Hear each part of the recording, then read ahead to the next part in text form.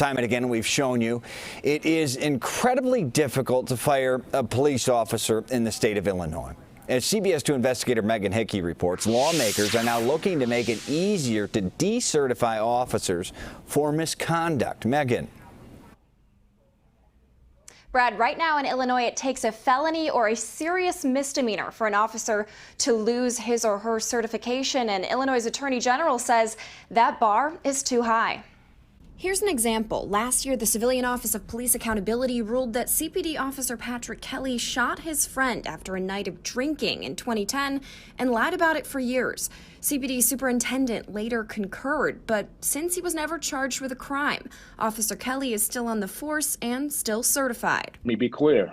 I don't have an appetite to go fishing to decertify officers. But Attorney General Kwame Raoul pointed out to the Senate Criminal Law and Special Committee on Public Safety today that this would not necessarily be the scenario in the 29 other states that currently have broader authority to decertify conduct short of a criminal conviction. For example, from 2009 to 2014, the state of Georgia decertified about 2,800 officers. In the same time, Illinois decertified just 62. You get officers moving around from department to department despite misconduct. Police use of force expert David Harris tells me Illinois is not alone in looking to strengthen its ability to decertify for misconduct. You get officers hired in a second department when a first department would have fired them.